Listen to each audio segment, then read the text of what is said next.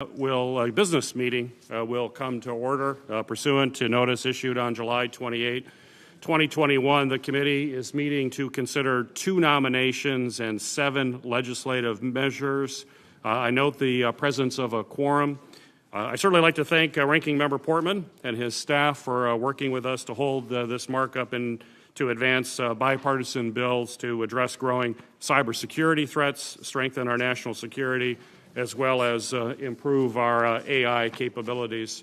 We are also considering the nomination of Robert Santos to be Director of the Census Bureau within the Department of Commerce, and Ed Gonzalez to be the Assistant Secretary for Immigration and Customs Enforcement, commonly referred to as the Director of ICE within the Department of Homeland Security.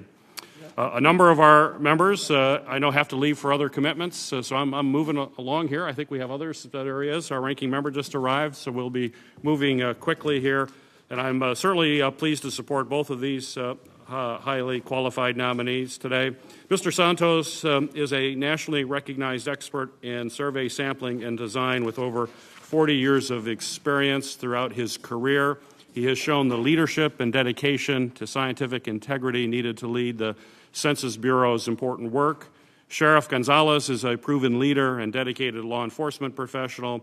At his confirmation hearing, he demonstrated his deep commitment to the rule of law and his understanding of the complex mission and challenges that ICE faces. I hope my colleagues will join me today in advancing these nominations. Before we proceed to the consideration of these nominations, I'd like to recognize Ranking Member Portman, but I would hope other members might defer their statements until we get through the votes, given our crammed session. Senator Portman, you're recognized for your Great. Thank you, remarks. Mr. Chairman. Today, as you say, we're considering nominations for 2 key positions. We are also looking at several important pieces of bipartisan legislation. I want to thank you and your staff for working with us on a couple of those bills, which are truly bipartisan. One, to establish a task force at DHS to reduce the proliferation and impact of deep fakes, and one to require DHS to conduct research into how supply chain vulnerabilities threaten U.S. Homeland Security, something we've talked a lot about in this body over the past couple months. The goal of both of these bills is to make our country a little safer. Today, we're also considering 2 nominees, Robert Santos to be Director of the Census Bureau and Ed Gonzalez to head the Immigration and Customs Enforcement or ICE division of DHS. The Census Bureau is critically important right now, particularly in some of our states, including my state of Ohio, where we need the information to be able to undertake our redistricting process. At his nomination hearing, Mr. Santos talked about that importance of the redistricting data. If he's confirmed, I hope he will be sure that data is delivered on a timely basis. Since the hearing, he has clarified that he will commit to providing this information to Ohio and other states, and I plan, therefore, to support his nomination today. The ICE Director is tasked with the protection of America from cross-border crime and unlawful immigration that threatens national security and public safety. ICE enforces more than 400 federal statutes regarding immigration and homeland security and combats the illegal movement of people and of goods. We had a lot of conversations about my deep concerns about the lack of arrests being made, the lack of deportations. While Sheriff Gonzalez committed to enforce our nation's immigration laws at his nomination hearing, his history with ICE, both his statements and his actions regarding the agency he is nominated to lead, are deeply concerning to me. One of his first actions as Sheriff of Harris County was to end formal cooperation with ICE under the 287G program. On numerous occasions during his time as Sheriff, he criticized ICE and stated that he only worked with them because he was compelled to do so under a Texas law, a law that he openly and vocally opposed while it was being debated in the Texas legislature. The law enforcement agents of ICE need strong leadership now, more than ever, given what's happening on the border and what's happening in the interior. That leadership needs to be steadfast in following the laws as well as familiar with them. The leader of ICE needs to believe in the importance of the agency's mission. And for purposes of morale, I think it's very important that the leader be one who supports ICE strongly. I certainly recognize Sheriff Gonzalez's many years as a law enforcement leader, and I commend him for that. But given his actions and statements regarding the agency he's been nominated to lead, I'm not able to support his nomination today. That said, Mr. Chairman, I look forward to discussing the legislation on today's agenda with my colleagues. Thank you. Thank you, Ranking Member Portman. I understand that members have asked for roll calls on both of the nominees. We'll now consider the nomination of Ed Gonzalez to be the Assistant Secretary for Immigration and Customs Enforcement at the Department of Homeland Security. The question before us is on whether to favorably report Mr. Gonzalez's nomination. The clerk will call the roll. Senator Carper. Aye. Senator Hassan. Aye.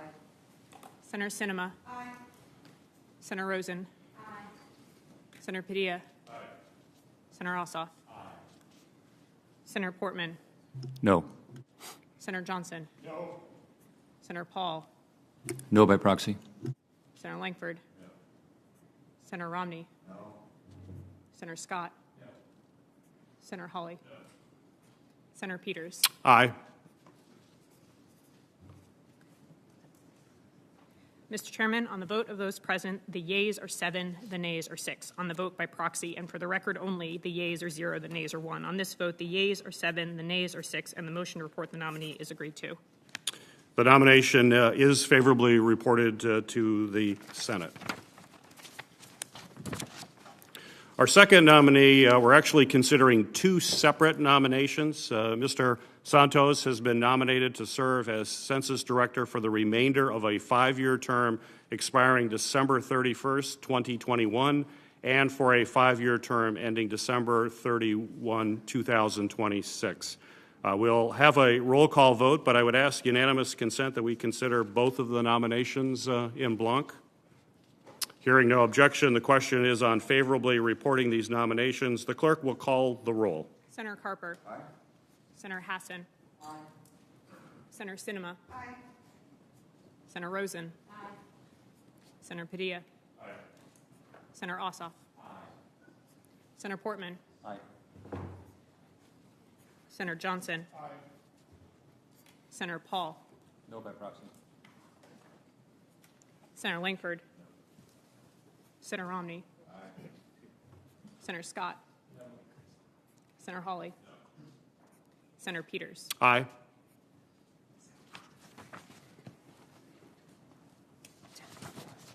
Mr. Chairman, on the vote of those present, the yeas are 10, the nays are 3. On the vote by proxy, and for the record only, the yeas are 0, the nays are 1. On this vote, the yeas are 10, the nays are 3, and the motion to report the nominee is agreed to.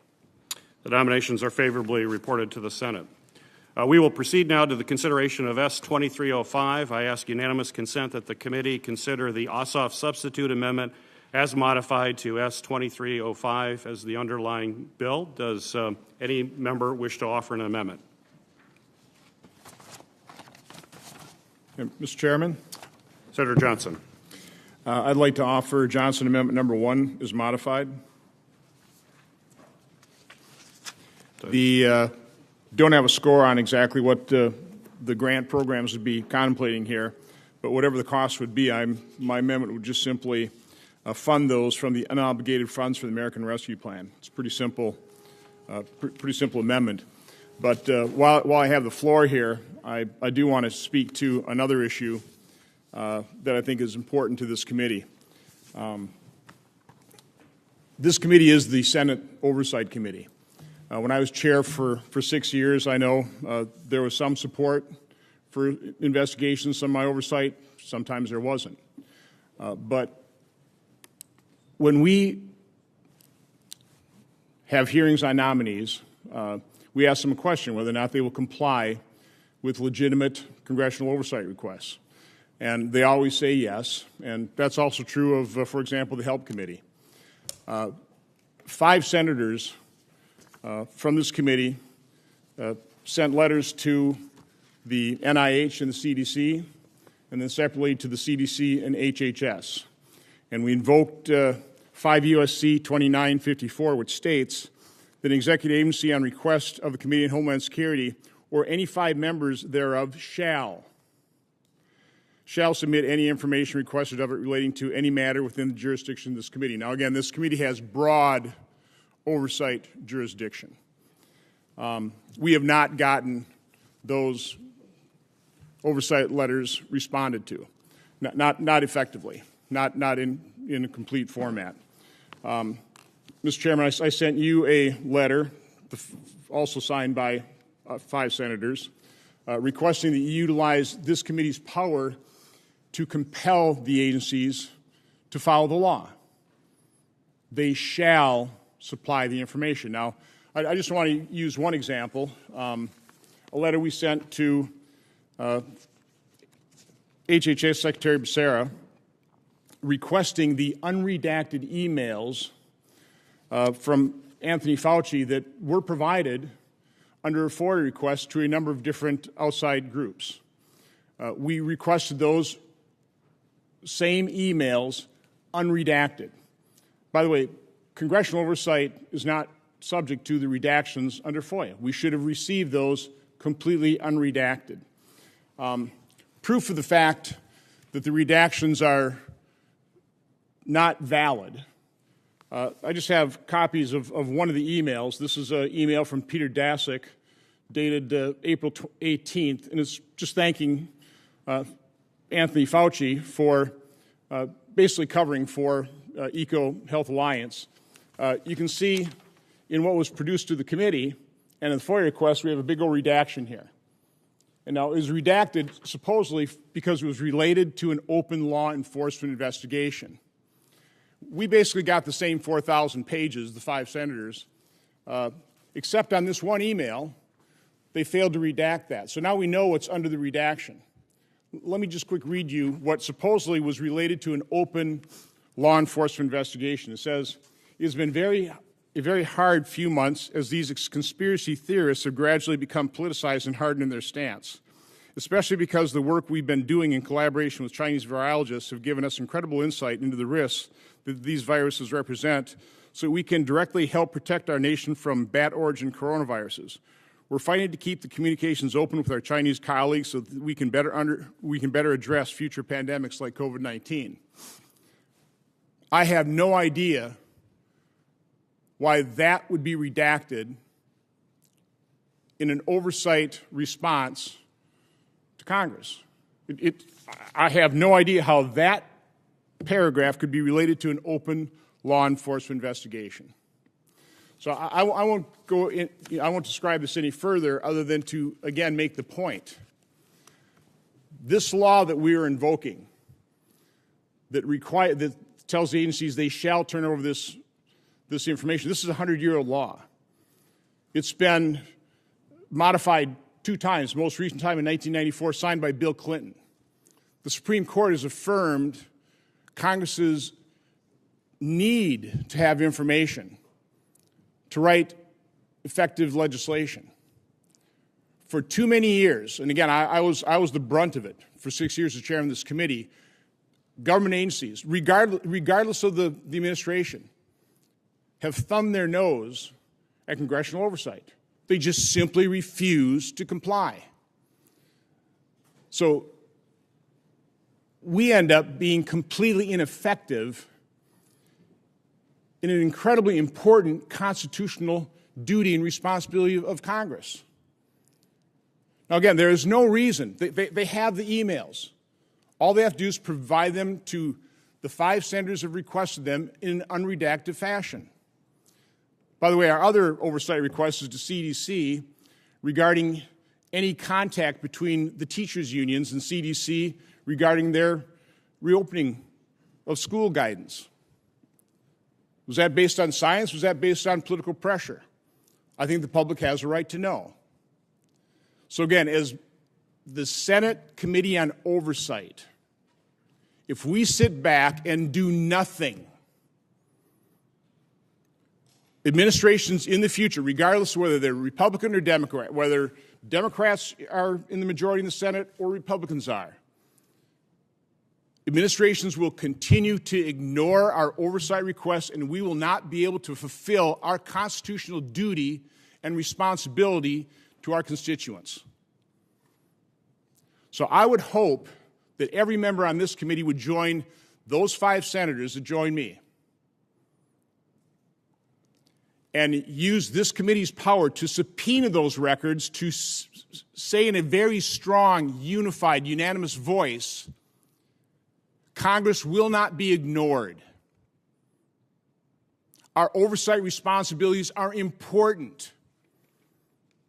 And we demand, we insist that the administration provide us this information. But, Mr. Chairman, I'm asking that you work with me to prepare a subpoena.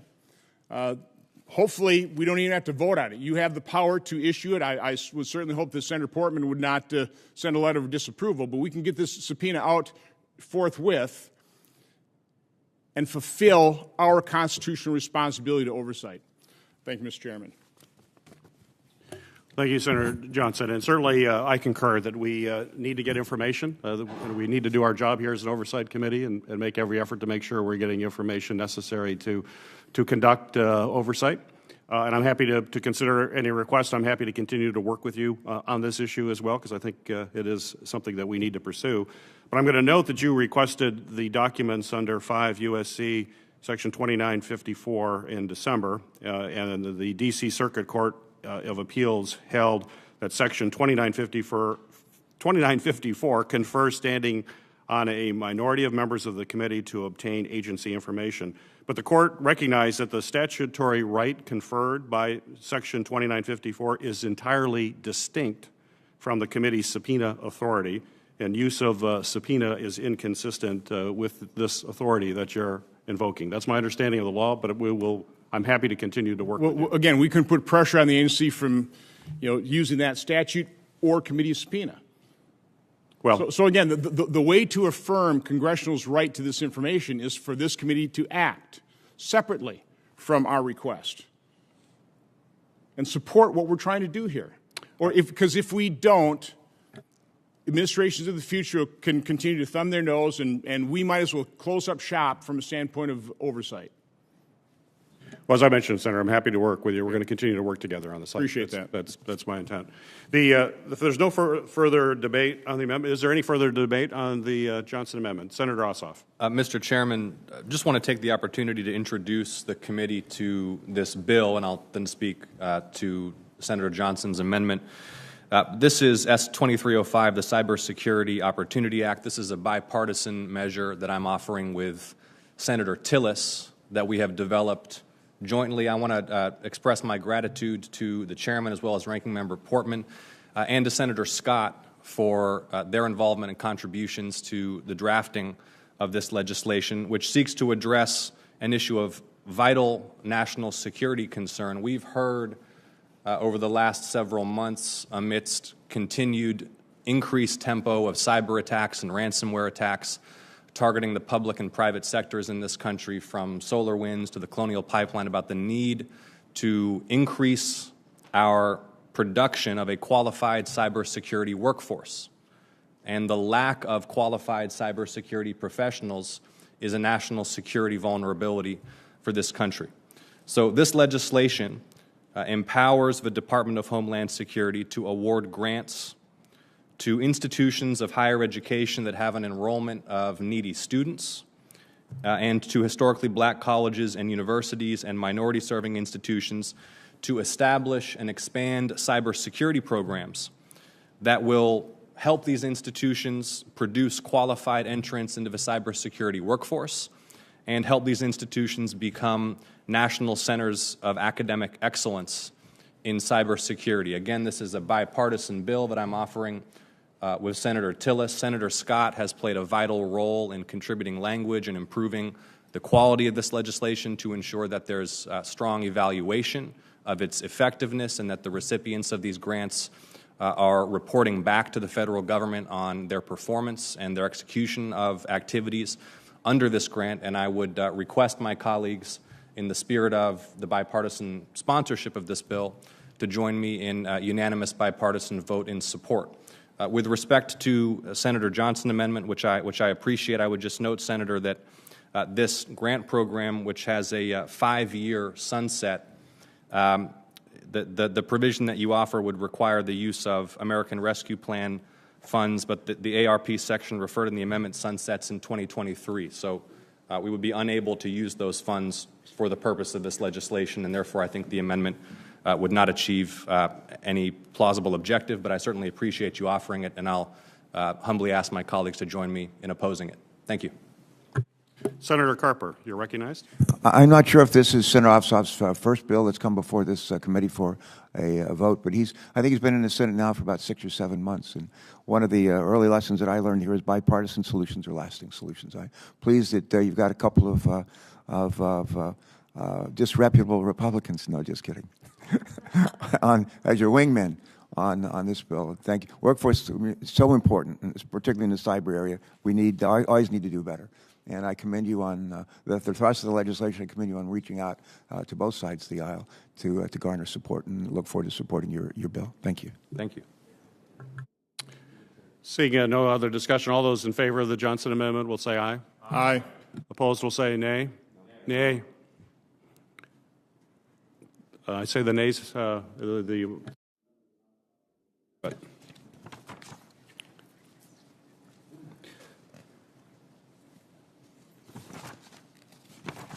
We'll next proceed to consideration of S 2525. Does any member wish to offer an amendment? Mr. Chairman.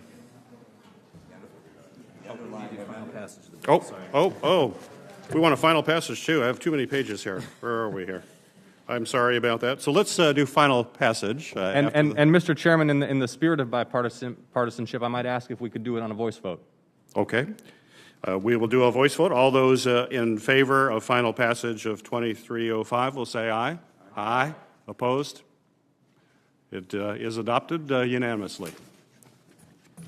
It will proceed now to the floor of the Senate. Thank you. Okay. We will now proceed to consideration of S 2525. Does any member wish to offer an amendment? Mr. Chairman. Senator Scott. Mr. Chairman, I'd like to offer Scott Amendment 1. My amendment would simply use existing funds to pay for this bill, ensure that no new funds could be used to carry out the provisions of this act. As we all know, our nation is nearly $30 trillion in debt.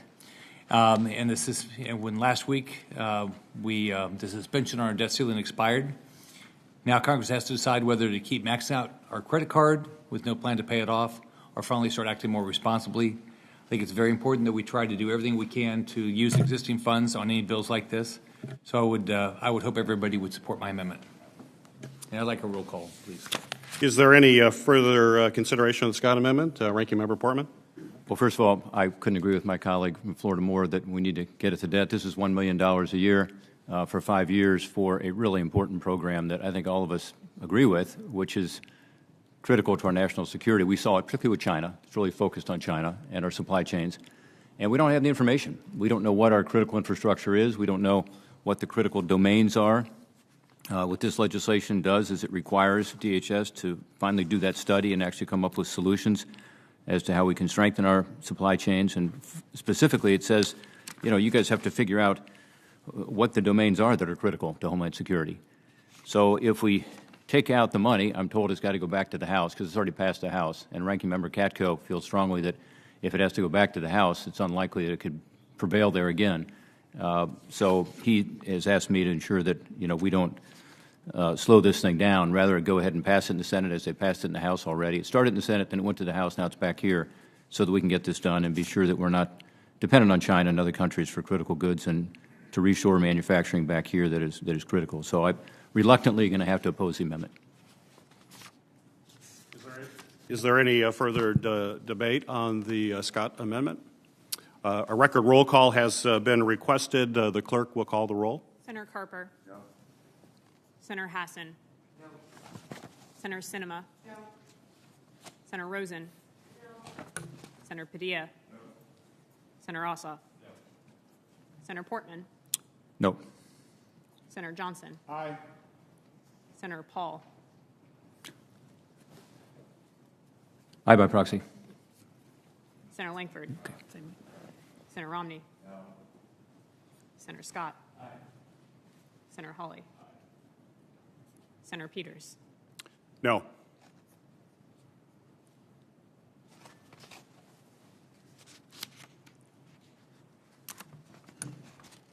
Mr. Chairman, on the vote of those present, the yeas are 4, the nays are 9. On the vote by proxy, the yeas are 1, the nays are 0. On this vote, the yeas are 5, the nays are 9, and the amendment is not agreed to. Scott Amendment 1 is not adopted. If there is no further debate or amendments, the question is now on final passage of S 2525. All those in favor will say aye. Aye. Aye. Opposed, nay. The ayes have it. The bill will advance to the floor. The committee will now proceed to consideration of 4 legislative measures. I ask unanimous consent that we consider reporting the following legislation en bloc. Senate 2559, the Deepfake Task Force Act, 2551 AI Training Act, S2520 State and Local Government Cybersecurity Act as amended by the Peters-Portman Substitute Amendment, and S2439 DHS Industrial Control Systems Capabilities Enhancement Act of 2021. Hearing no objection to the unanimous consent motion, all those in favor will say aye. Aye. All those opposed, nay. The majority of members present having voted in the affirmative, the ayes have it, and the measures are reported favorably to the Senate. Does any, that concludes our voting. Does any member wish to be recognized? Yeah, could I have just a minute? Senator Carper. Colleagues, before you leave, let me just say, I think, I don't know how many, I think it's been 4 years, maybe even longer, since we've actually had a Senate-confirmed person to lead ICE. I think it's been, I don't know, 4, 5, 6 years. And that's a long time. That's too long a time. And one of the things that I've learned in my time on this committee is that we need Senate-confirmed leadership. We need Senate-confirmed leadership from whether it's Department of Homeland Security, it's ICE, or it's one of the other agencies we have jurisdiction over. If Ed Gonzalez is subsequently confirmed, I would just hope that we'll have the opportunity to meet with him in private, off the record, and on the record, to make sure that we're providing our counsel, and he is in a position to hopefully benefit from that. Thank you. Senator Carper. Senator Hawley. Sure, but two comments about oversight. The first is I just want to associate myself with Senator Johnson's remarks about the need to make sure that we're conducting oversight and that the statutes actually being followed and the agencies are appropriately responding to us. On a similar point, I want to mention an amendment that I had intended to offer today if the underlying bill had been offered related to ICE. And I want to thank the chairman for working with me on this. I brought this up in the hearing for Mr. Gonzalez and again with Secretary Mayorkas. ICE is reporting to members of this committee and to me that they are being discouraged from actively pursuing arrests in the interior of this country, and in particular that DHS has set up a new pre-clearance system called the Arrest Authorization Request Tool that requires ICE officers to submit documentation before they make an arrest, to get approval from superiors before they make an arrest.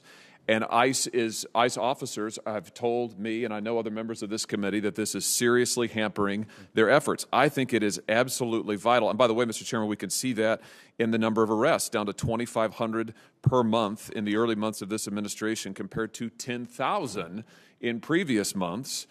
The ICE union is strongly asking for transparency to find out how many times an ICE officer has asked to make an arrest, and that request has been denied under this new guidance issued by the administration and under the new system, the pre-clearance system that is set up. Now, Secretary Mayorkas, when I asked him about this, acted as if he didn't know anything about it. When I asked about specific instances that, by the way, were brought to me and to Senator Langford and others on this committee by ICE, he said he didn't know anything about it.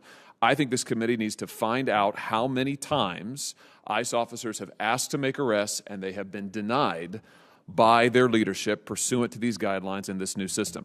Now, I've discussed this with the chairman. I want to thank you, Mr. Chairman, for working with me on this. I know that we're trying to get answers here. I understand that DHS does not want to give us this information. They've used a lot of excuses. Unfortunately, DHS has a history of using excuses to this committee, and it spans administrations. We've seen it from the previous administration, too. But I just want to highlight this issue. I promised the leadership of ICE that I would raise this. I'm deadly serious about it. It is vital to them that we get answers about this. Their leadership is asking for it. Their membership is asking for it. I think it's a critical part of the work of this Oversight Committee. So thank you, Mr. Chairman, for working with me on this. I hope we can find some way to get this information so that we can conduct oversight and figure out what the heck is going on at ICE. So thank you. Thank you, Mr. Chairman. Senator Sinema. Thank you, Mr. Chairman. I want to talk about this issue for a moment briefly because while I don't disagree with Senator Hawley's concern about the issue, I do want to be clear that this was a hostile amendment to a very bipartisan bill, the Shadow Wolves bill, and it's an amendment that is unrelated to the substance of my legislation. So while I also want to work with the chairman and Senator Hawley to find resolution and get these answers, I do want to note that I'm disappointed that there was an attempt to add a hostile amendment to my bill without speaking with me or asking me about it. I'm known as someone who wants to work very closely with others to find bipartisan agreements. And I am unfortunately very disappointed that my bill is not moving forward today because of this attempt to attach an unrelated issue. I will continue to work together to get these answers, but I am disappointed about this. Mr. Chairman, I'm surprised to hear that, Senator Sinema, because my staff and your staff have discussed this frequently, and I'm happy to take a vote on the amendment. My understanding is you didn't want to vote on this amendment, so therefore you withdrew your bill. I'm happy to have a vote on this amendment today, but I made a commitment to the men and women of ICE that I would stand up for them, and I'm going to keep that commitment. And I'm happy to work with you, and we have been working with you. So I don't know if you were looped into those conversations or perhaps not. All I can say is my staff has attempted to work with you and the chairman, and I'm happy to continue doing so. But I think this is an important part of our oversight commitment, and I made a commitment to the men and women of ICE, and I'm going to keep it. Mr. Chairman, if I might. Senator Sinema. I share that commitment to the men and women of ICE, and as you know, many of the men and women of ICE live and work in my state. So this is a relationship that we have that is close and that is based on trust. I want to find a solution. I am disappointed that we're moving forward today without resolution on this issue, which prevents my bill, which is a bipartisan bill, from moving forward. So while I remain committed to solving this problem, I do want to reiterate that this was an amendment that didn't need to be attached to my bill. It can be a separate piece of legislation. I'd be more than happy to work with you. I will continue to work to solve this problem. But I was disappointed at an attempt to address a separate issue on a very bipartisan bill concerning our shadow wolves. Thank you, Mr. Chairman. Senator Scott. Sure. First, I voted no, but can you mark me down as a no on S-2525? You will be marked no on S-2525. Second, I want to just follow up with what Senator Johnson brought up. So I got elected as governor at the end of 2010, and what I heard when I became governor of Florida is that the state agencies weren't providing information to the state legislature. And just coming from the business world, I mean, we all relied on everybody having good information so we could make good decisions. We didn't think that one department was different than another department. We tried to share all the information so we could make good decisions. So what I told all the agencies is I said, if people ask you for information, I don't have anything to hide. If people disagree with what I'm doing, I mean, I'll tell them why I'm doing it, and I can defend why I'm doing it, but I'm going to give people good information. So one thing I found up here is I'm very disappointed how much administrations, because I've dealt with 2 different administrations, don't give information out. I mean, it's ridiculous. We have the opportunity to get that information. We need to, and it shouldn't be whether it's a Republican or Democrat, give us the information.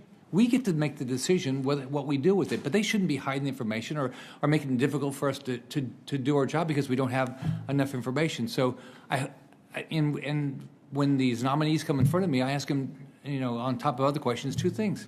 I mean, are you going to comply with the law? And are you going? If I ask for information, are you going to give it to me? Of course, they all, trying to get our votes, they all say yes.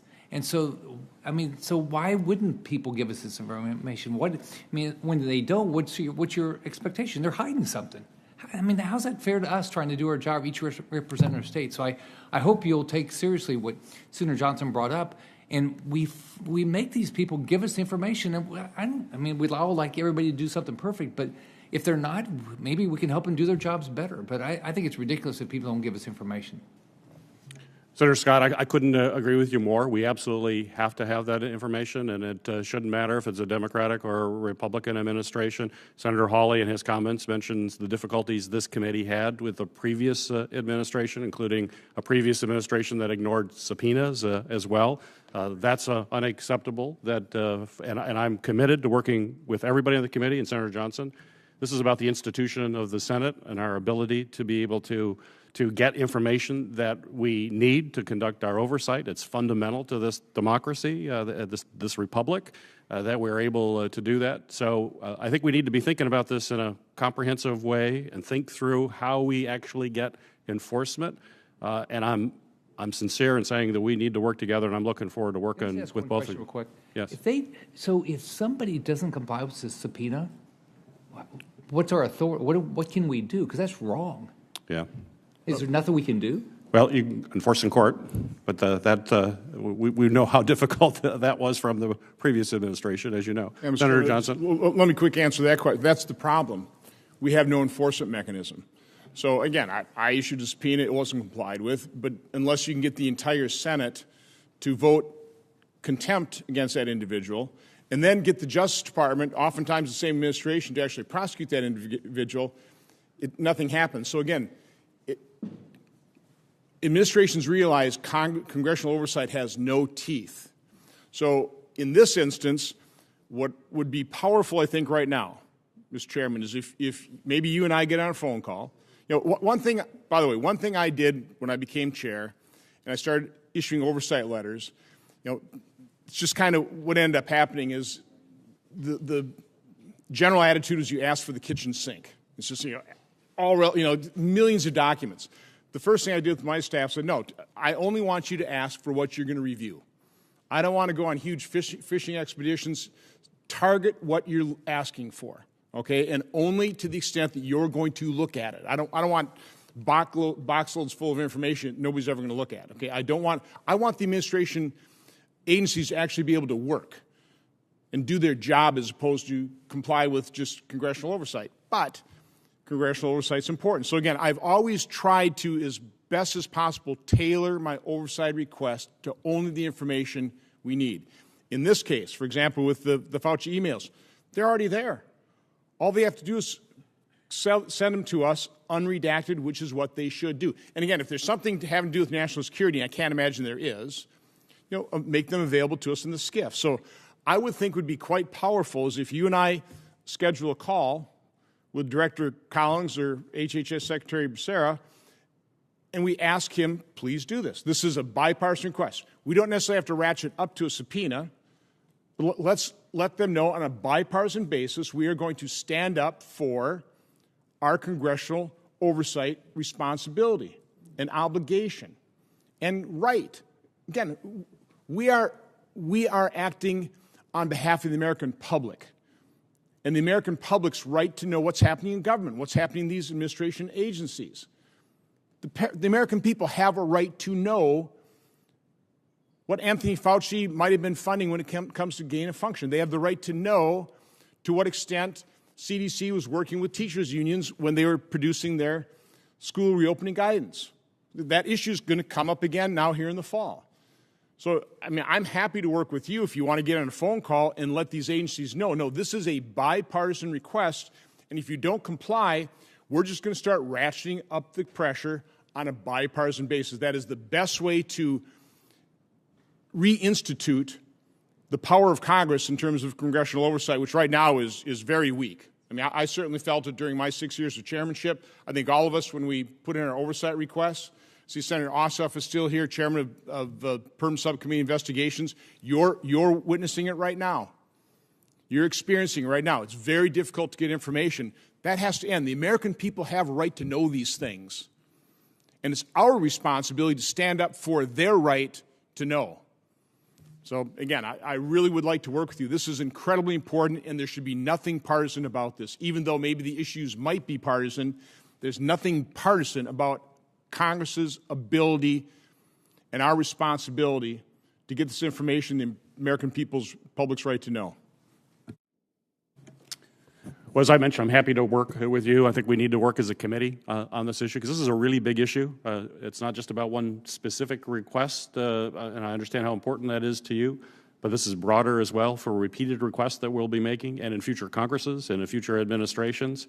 It's something that I've been frustrated about since I've been here, and I'm willing to work with everybody on this committee in a bipartisan way. Let's hope we can do this in a bipartisan way. As we've traditionally been able to work in a committee to do that. You mentioned some of the COVID-19 investigations. Ranking Member Portman and I are working on that issue in particular. We need to find out what happened in the response effort, what was good, what was bad, put it out for folks, because we need to learn from that so that we can adopt best practices when it happens again, which inevitably it will happen, hopefully not for a long, long time. But we better be prepared for it. So certainly it's my commitment to work with the entire committee. Ranking Member Portman. Yeah, I mean, this is a perennial issue. You know, it comes up constantly. And as you know, when I chaired PSI, same issue. When I was ranking on PSI, same issue. By the way, Obama administration as well, as the Trump administration, as well as now the Biden administration. You all do have subpoena authority, and we had to threaten it a number of times to get stuff, and sometimes that was successful. But I'm happy to join if you have such a call, if that's deemed as helpful. I will also say Senator Peters and I do have a number of letters in where we are also frustrated because we're trying to, just get information and not make it partisan, and we can't get it either. So I assume you share the frustration, as I just heard a second ago. Absolutely. We're trying to get some of the, maybe not exactly the same information, but some of the same information on those general topics. So I appreciate your pushing it. Any other comments? Senator Scott. What if we're going to ratchet this up, if that's true, let's just, all of us, I think we all agree that our job is oversight. We're not, all we want is information. I'm happy. Let's all do a press conference and say, these are the things you've been asking for that you didn't get. And I don't care what administration we talk about. I just want to do my job. If that's what it takes to get these people to do their job, they have an obligation to give us information for us to do our job. And I think it's ridiculous. It makes it very difficult for any of us. Senator Johnson. And I just want to add, this is Congress's ability to gain that information has just been degrading probably for decades. It just gets weaker and weaker and weaker and weaker to the point where, again, administrations from both parties thumb their nose at the Congresses of both parties. It doesn't make any difference. The administration just feels like they are completely immune from complying, even though, again, all the nominees come in here and they all say, oh, yes, we'll comply with oversight, we'll give you anything you need, and then they never do. So this is a moment to take a stand, and I think we, on a bipartisan basis, have to make that stand, or else, again, congressional oversight it'll continue to be a joke, and you just simply can't do anything. And that's not fair to the American public. Seeing no other comments, this business meeting is now adjourned.